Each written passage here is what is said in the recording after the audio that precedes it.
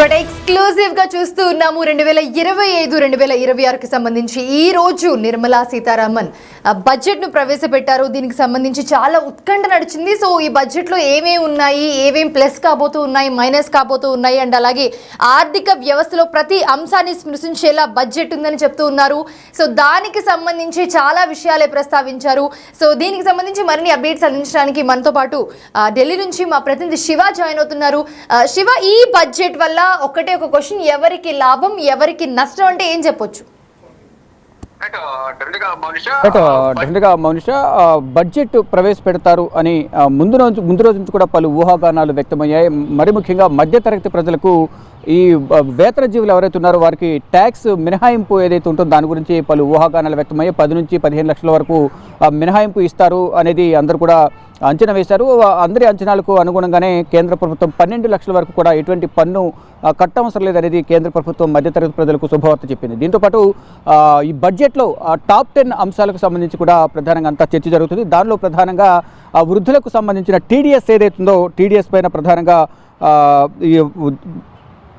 టీడీఎస్కు సంబంధించి ఊరట లభించిందని చెప్పాలి. ఆదాయపు పన్నుకు సంబంధించి చెల్లింపుదారులకు గుడ్ న్యూస్ కూడా విధించింది. కొత్త పన్ను విధానంలో 12 లక్షల వరకు, ఇంతకుముందు చెప్పినట్లుగా 12 లక్షల వరకు కూడా సున్నా పన్ను, అంటే ఎటువంటి పన్ను చెల్లించాల్సిన అవసరం లేదనేది ప్రధానంగా నిర్మలా సీతారామన్ ఈరోజు లోక్సభలో ప్రవేశపెట్టిన బడ్జెట్లో వివరించారు. మరోవైపు కేంద్ర ఆర్థిక మంత్రి నిర్మలా సీతారామన్ వీటితో పాటు పలు కీలక అంశాలు కూడా మెన్షన్ చేశారు. వచ్చే 5 ఏళ్లలో 75,000 మెడికల్ సీట్లను, దేశవ్యాప్తంగా ఉన్న మెడికల్ కాలేజీలకు సంబంధించి 75,000 మెడికల్ సీట్లను కూడా కేటాయిస్తామంటూ తెలిపారు. మరోవైపు ఇటు వచ్చే 3 ఏళ్లలో హాస్పిటల్కు సంబంధించి డే కేర్ క్యాన్సర్ హాస్పిటల్స్ కొన్ని జిల్లాల్లో, దాదాపు ఈ డే కేర్ హాస్పిటల్ సంబంధించి జిల్లా వ్యాప్తంగా కూడా రాష్ట్రంలో ఉన్న అలాగే దేశవ్యాప్తంగా ఉన్న అన్ని జిల్లాల్లో కూడా డే కేర్ హాస్పిటళ్లను ఏర్పాటు చేసేందుకు కూడా ప్రణాళికను సిద్ధం చేస్తే దానికి సంబంధించిన నిధులు కూడా కేంద్ర ప్రభుత్వమే సమకూరుస్తుందంటూ కూడా తెలియజేస్తారు. ఇక వచ్చే వారం ట్యాక్స్ సంబంధించి ఇన్కమ్ ట్యాక్స్ బిల్లు ప్రవేశపెడతామంటూ కూడా నిర్మలా సీతారామన్ తెలియజేస్తారు. అంటే ఈరోజు ప్రవేశపెట్టే బిల్లులోనే ఈ ఇన్కమ్ ట్యాక్స్ రాయితీలకు సంబంధించి, ఇన్కమ్ ట్యాక్స్ సంబంధించి ఐటీ రిటర్న్స్ ఎవరైతే ఫైల్ చేస్తారో దానికి సంబంధించి ప్రధానంగా ఈరోజే దానికి సంబంధించిన వివరాలు వెల్లడిస్తారంటూ కూడా అందరూ ఆశించారు. కానీ దీనికి సంబంధించి మరికొంత సమయం వేచి చూడాల్సిన పరిస్థితి అయితే ఏర్పడింది. ఇక మరోవైపు ఇటు తెలుగు రాష్ట్రాలకు సంబంధించిన పోలవరం, ఆంధ్రప్రదేశ్ సంబంధించిన పోలవరం ప్రాజెక్టు సంబంధించి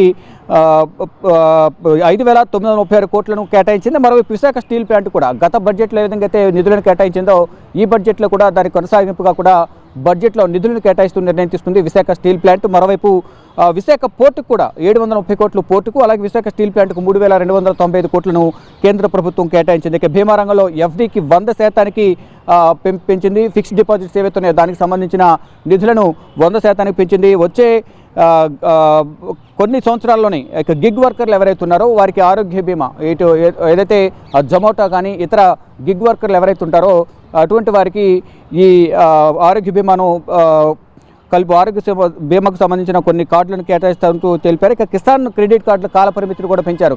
కిసాన్ క్రెడిట్ కార్డులు ఏవైతే ఉన్నాయో దానికి సంబంధించిన పరిమితిని కూడా పెంచారు. అదే దానికి సంబంధించి క్రెడిట్ కార్డు లిమిట్ ఏదైతే ఉందో దాన్ని 3 నుంచి 5 లక్షలకు పెంచినట్లు కేంద్ర ప్రభుత్వం నిర్ణయించుకుంది. వచ్చే 3 ఏళ్లలో హాస్పిటల్లో కూడా డే కేర్ క్యాన్సర్ హాస్పిటల్ సెంటర్లను ఏర్పాటు చేస్తామని తెలిపారు. మొత్తంగా చూసుకుంటే ఈరోజు ప్రవేశపెట్టిన ఈ బడ్జెట్లో మధ్యతరగతి ప్రజలు ఊహించినట్లుగానే ఎటువంటి పన్ను చెల్లింపు లేకుండా సున్నా పన్ను చెల్లించే విధంగా కూడా 12 లక్షల వరకు మినహాయింపించింది. దీని ద్వారా దాదాపు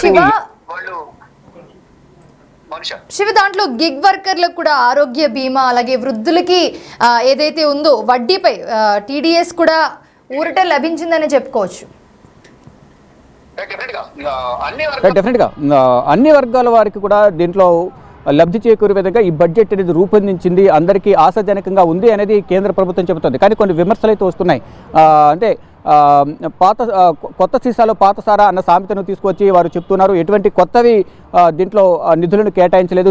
ఇటు తెలంగాణకు ఎటువంటి నిధులు కేటాయించలేదు. ఇటు బీహార్కి మాత్రం రానున్న ఎన్నికలు వచ్చే నవంబర్లో ఎన్నికలు ఉన్నాయి కాబట్టి బీహార్కు వరాల జల్లు కురిపించారు. ఎన్నికలను దృష్టిలో ఉంచుకుని ఇదొక రాజకీయ బడ్జెట్గా ఉంది తప్ప ప్రజలకు లబ్ధి చేకూర్చే విధంగా, పేదలకు లబ్ధి చేకూర్చే విధంగా లేదు అనేది కూడా విపక్ష పార్టీలు అయితే ఆరోపిస్తున్నాయి. అంటే బుల్లెట్ గాయాలకు బ్యాండేడ్ వేశారు అనేది ఇటు ప్రతిపక్ష నాయకుడు రాహుల్ గాంధీ కూడా ట్వీట్ ద్వారా స్పందించారు. మరోవైపు ఇటు మల్లికార్జున ఖర్గే కానీ ఇతర ప్రతిపక్ష నేతలందరూ కూడా ఈ బడ్జెట్ను ఎద్దేవా చేస్తూ అనేక విమర్శలు చేశారు. అంటే ఎటువంటి లబ్ధి అనేది మధ్యతరగతి ప్రజలకు పేద ప్రజలకు లేదు. కేవలం వారికి అనుకూలంగా ఉన్న వారికి ఈ ప్రాజెక్టుకు సంబంధించి నిధులు కేటాయించడం కానీ ఇటు వారి ప్రభుత్వానికి సంబంధించి ప్రభుత్వం నిలబడడానికి కారణమైన నితీష్ కుమార్ బీహార్లో ఉన్నారు కాబట్టి ఫర్దర్గా అక్కడ ఎన్నికలు వస్తున్నాయి కాబట్టి బీహార్కి ఎక్కువ నిధులు కేటాయించారనే ఒక విమర్శ అయితే ప్రతిపక్ష పార్టీల నుంచి వస్తున్నాయి. కానీ పక్క రాష్ట్రమైన తెలుగు రాష్ట్రానికి సంబంధించి సీఎం రేవంత్ రెడ్డి పలుమార్లు ప్రధాని నరేంద్ర మోడీ, కేంద్ర హోంమంత్రి అమిత్ షా, అలాగే ఆర్థిక శాఖ మంత్రి నిర్మలా సీతారామన్ను కలిసినప్పటికీ తెలంగాణకు ఎటువంటి నిధులు కేటాయించలేదనే విమర్శ కూడా వినిపిస్తోంది. కేవలం వారి ఎన్డీఏ కూటమికి సంబంధించిన పార్టీలు ఎక్కడైతే అధికారంలో ఉన్నాయో వారికి మాత్రమే నిధులు కేటాయించారనే ఒక విమర్శ వినిపిస్తోంది. కానీ ఇది అందరికీ ఆశాజనకంగా పేదలందరికీ కూడా ఇది పేదల బడ్జెట్, పేదలకు అనుకూలంగానే ఈ బడ్జెట్ను ప్రవేశపెట్టాము, అందరికీ న్యాయం జరుగుతుందనేది ప్రధానంగా ఇటు కేంద్ర ప్రభుత్వ పెద్దలు కానీ ఇటు కేంద్ర ఆర్థిక శాఖ మంత్రి మరోవైపు ప్రధాని నరేంద్ర మోడీ కూడా చెప్తున్నారు. కేంద్ర మంత్రి ఆర్థిక మంత్రి నిర్మలా సీతారామన్ బడ్జెట్ ప్రవేశపెట్టిన తర్వాత ప్రధాని నరేంద్ర మోడీని ట్వీట్ చేస్తూ కూడా నిర్మలా సీతారామన్ను అప్రిషియేట్ చేశారు. ఇటు 12 లక్షలకు సంబంధించి సున్నా పన్ను ఏదైతే ఉందో పన్ను చెల్లించాల్సిన అవసరం లేదు అనేది ఏదైతే బడ్జెట్లో ప్రవేశపెట్టారో దానికి సంబంధించి నిర్మలా సీతారామన్ కూడా అభినందనలు తెలిపారు. ఇక నేను ఎన్నికల ప్రచారంలో భాగంగా పేదలకు కూడా లక్ష్మీ కటాక్షం ఉంటుందంటూ కూడా ఈ ట్యాక్స్కి సంబంధించి ట్యాక్స్ బెనిఫిట్ ఏదైతే ఉందో దాన్ని ఉద్దేశించి ఇండైరెక్ట్గా ముందుగానే సంకేతం ఇచ్చారనేది నిన్నటి వరకు ఒక ప్రచారం జరిగింది. దాన్ని నిజం చేస్తూ ఈరోజు కేంద్ర బడ్జెట్లో ఆ 12 లక్షల వరకు కూడా పన్ను చెల్లించిన అవసరం లేదనేది కూడా చెప్తున్నారు. అంటే దీనివల్ల సంవత్సరానికి 80,000 వరకు కూడా మాకు మిగులుతుంది అనేది వేతన జీవులు అంటే నెలవారీ జీతం తీసుకున్నవారు కానీ మధ్యతరగతి ప్రజలందరూ కూడా చెప్తున్నారు. దానిలో భాగంగా ఈ 80,000 అనేది మేము వేరే వైపు దాన్ని సేవింగ్స్ వైపు తీసుకువెళ్ళే అవకాశం ఉంటుంది, మాకు ఎంతో లబ్ధి చేకూరుతుంది అనేది మధ్యతరగతి ప్రజలైతే హర్షం అయితే వ్యక్తం చేస్తున్నారు. కానీ ప్రతిపక్ష పార్టీల నుంచి విమర్శ వస్తున్నాయి. ఇది ఒక రాజకీయ బడ్జెట్ తప్ప ఎటువంటి లబ్ధి అనేది ప్రజలకు కలగడం లేదు అనేది కూడా విమర్శిస్తున్నారు. ఇక మొత్తం చూసుకుంటే ముందు చెప్పినట్టుగా మొత్తం టాప్ 10 బడ్జెట్లో దీనికి సంబంధించి పోలవరం ప్రాజెక్టు కానీ ఇటు ఆంధ్ర రాష్ట్రానికి సంబంధించి విశాఖ పోర్టు, మరోవైపు రైల్వే, స్టీల్ ప్లాంట్ వీటన్నిటి కూడా బిల్లులకు సంబంధించి నిధులను కేటాయిస్తున్నారు. ఇక ఇన్కమ్ ట్యాక్స్ బిల్లు మాత్రం వచ్చే వారం వరకు వేచి చూడాల్సి ఉంది.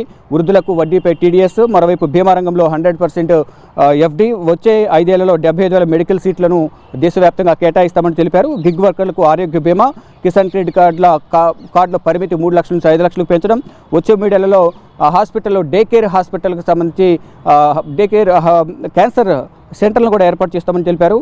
మొత్తంగా చూసుకుంటే ఈ బడ్జెట్ అనేది ప్రజలందరికీ కూడా ఆమోదయోగ్యంగా ఉంది అనేది కేంద్ర ప్రభుత్వం చెబుతుంటే ఇది ఆమోదయోగ్యం కాదు, ఇది ప్రజల బడ్జెట్ కాదు, ఇది రాజకీయ బడ్జెట్ అంటూ ప్రతిపక్షాలు విమర్శిస్తున్నాయి. చూస్తూ ఉన్నాము మా ప్రతినిధి శివ అందించిన అప్డేట్స్ కూడా విన్నాము చాలా క్లియర్గా. కేంద్ర ఆర్థిక మంత్రి నిర్మలా సీతారామన్ ఏదైతే ప్రవేశపెట్టారో బడ్జెట్ 2025 అండ్ అలాగే 26 ఆర్థిక సంవత్సరానికి సంబంధించి చాలా అప్డేట్స్ని కూడా మనం చూసాం ఇప్పటివరకు. అండ్ అలాగే దాంట్లో కొత్త పన్ను విధానంలో 12 లక్షల వరకు పన్ను సున్నాగా ఉండబోతుంది. అండ్ అలాగే క్రెడిట్ కార్డ్, కిసాన్ క్రెడిట్ కార్డుల పరిమితి కూడా 3 లక్షల నుంచి 5 లక్షల వరకు పెంచారు. అండ్ అలాగే గిగ్ వర్కర్లకు ఆరోగ్య బీమా, వృద్ధులకు వడ్డీపై టీడీఎస్, ఊరట, ఇలా చాలా అంశాలు కూడా దీంట్లో ఉన్నాయి.